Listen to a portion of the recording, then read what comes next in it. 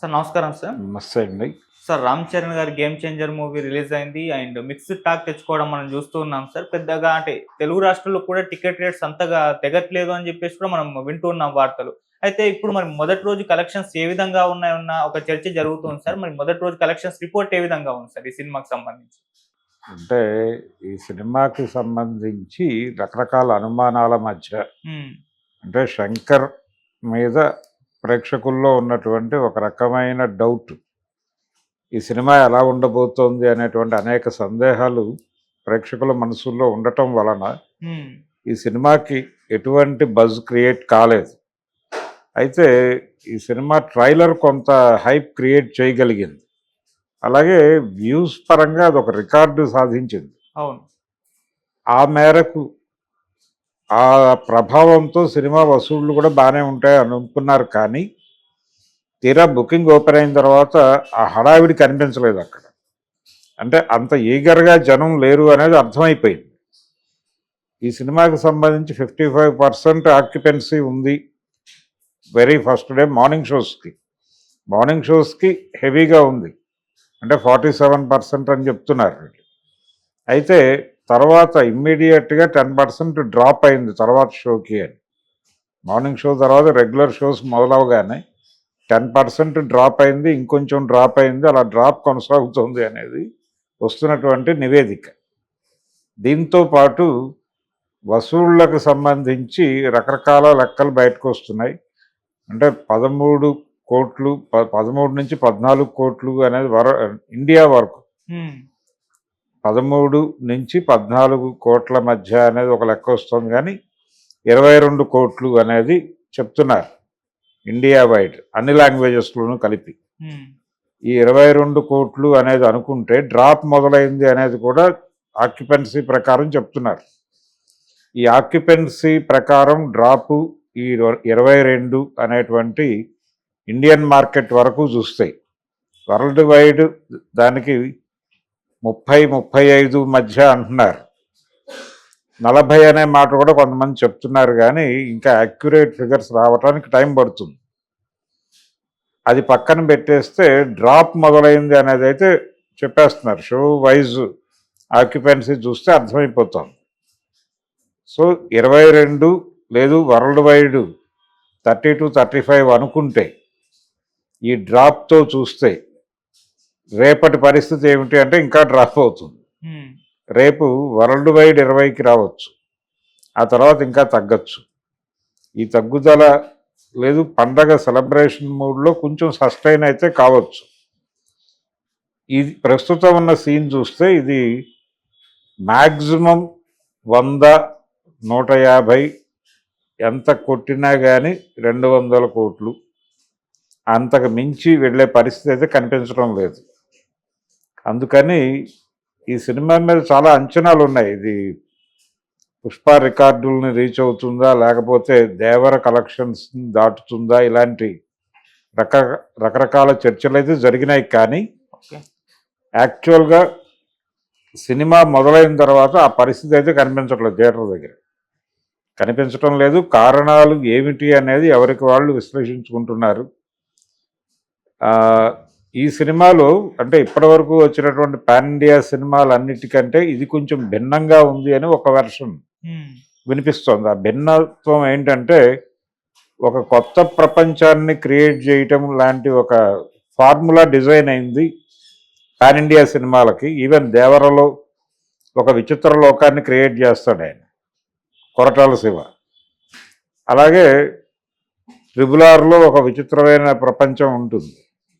ఇలా ఒక వేరే ప్రపంచాన్ని క్రియేట్ చేయటం అనేది, ఒక వేరే లోకాన్ని క్రియేట్ చేయటం అనేది ఈ పాన్ ఇండియా ఫార్ములాలో భాగంగా నడుస్తోంది. కానీ ఈ సినిమాలో అటువంటిది ఏమీ లేదు కదా, ఇది కొత్తదనమే కదా అనే పద్ధతిలో కొంతమంది అభిమానులు మాట్లాడుతున్నారు. కానీ ఇది సాంఘిక సినిమాని జానపద పద్ధతిలో చిత్రీకరించినట్టుగా కూడా ఒక విమర్శ ఉంది.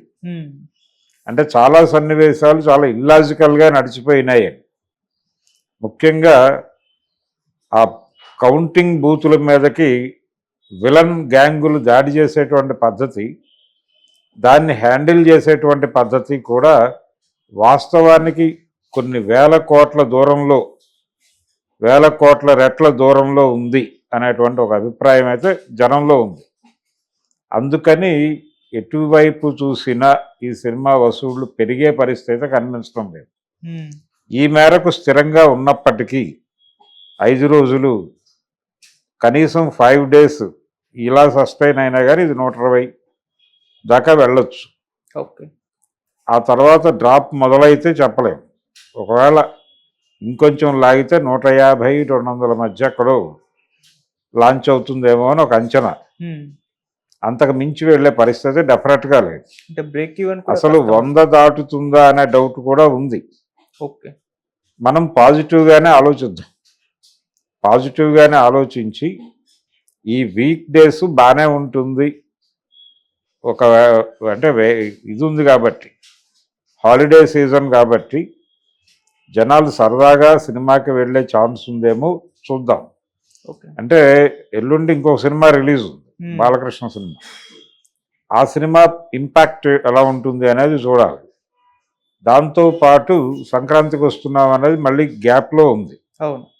ఈ 2 సినిమాల హడావిడి ఎలా ఉంటుందో చూడాలి. ఇదేమో out and out mass cinema Daaku Maharaj.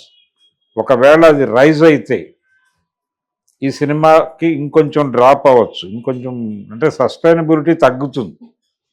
అంటే హాలిడేస్లో దానికి టికెట్లు దొరకని వాళ్ళు దీనికి వచ్చే ఛాన్స్ ఉంది. అయితే ఇప్పుడు ప్రజెంట్ టాక్ స్ప్రెడ్ అయి ఉంది. ఈ స్ప్రెడ్ అయినటువంటి టాకు రివ్యూస్ అన్ని నెగిటివ్గా రావటం, దీని తాలూకా ప్రభావంతో ఆ ఓవర్ క్రౌడ్ ఇటు వస్తుందా లేదా అనేది డౌట్. మళ్ళీ వీళ్ళు కొంచెం ఓపిక్గా, రెండోది టికెట్ల రేట్లు పెంచి ఉండటంతో ఎఫర్టబుల్గా లేదు, ఎఫర్టబుల్గా లేకపోవడంతో ఈ డబ్బులు ఆపి రేపు రాబోయే సినిమాకి వినియోగించుకుందామని ఆడియన్స్ అనుకుంటే అప్పుడు ఈ స్థిరీకరణ అని ఇందాక మనం మాట్లాడుకున్న మాటలు గల్లంతయి డ్రాపు ఎల్లుండి నుంచే మొదలవచ్చు.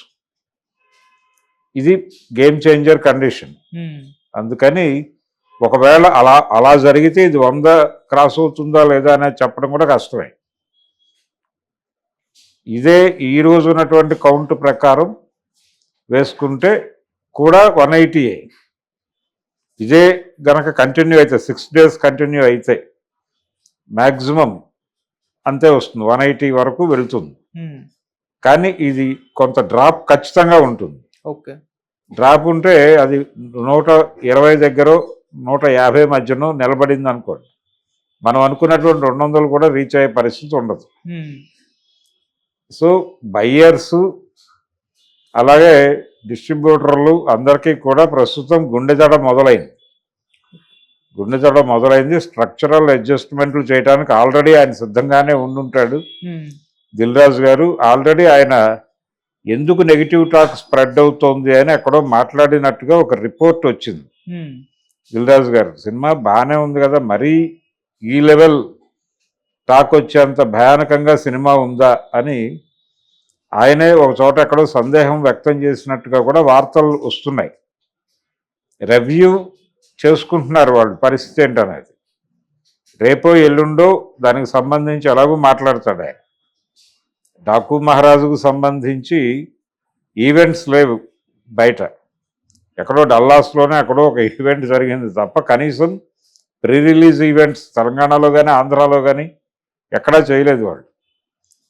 ఒక్క ప్రొడ్యూసర్ నాగవంశీ అంటే 2-3 కాంట్రవర్షియల్ స్టేట్మెంట్స్ ఇచ్చి దాని వైపు జనం దృష్టిని మళ్లించే ప్రయత్నం తను స్వయంగా చేసుకున్నాడు తప్ప ఇతరత్ర దాని మీద కూడా పెద్ద అంచనాలు ఉన్నట్టుగా జనం కనిపించడం లేదు. రేపు రిలీజ్ అయిన తర్వాత అదే ప్రభావం వేస్తుందో దాని మీద దీనికి కొంత ఇబ్బంది ఉండే పరిస్థితి అయితే ఉంది. ఈ 2 రోజుల్లో ఇప్పుడైతే బ్రైట్ అవుట్ అయ్యే పరిస్థితి లేదు. డ్రాప్ మొదలైంది అనేది ఆక్యుపెన్సీ రేట్లు 33కి వచ్చేసింది. ఇంకొంచెం రేపటికి అది 30కో 28కో పడిపోయే ప్రమాదం కూడా ఉంది అని అంటున్నారు. కాబట్టి సినిమా కష్టమే, చాలా ఇబ్బందికరమైనటువంటి పరిస్థితులు ఎదుర్కొంటోంది ఈ సినిమా. ఎటు చూసినా ఇది 120 మ్యాక్సిమం ఏమో అనిపిస్తోంది. పాజిటివ్ సైడ్ చూస్తే 200 ఏరియాలో ఎక్కడో ఆగుతుందేమో అని అనిపిస్తోంది. ఇది టోటల్గా గేమ్ చేంజర్ డే 1 కలెక్షన్స్కి సంబంధించి ఇది ఎంతవరకు వెళ్ళొచ్చు అనే దానికి సంబంధించి ఒక అంచనా.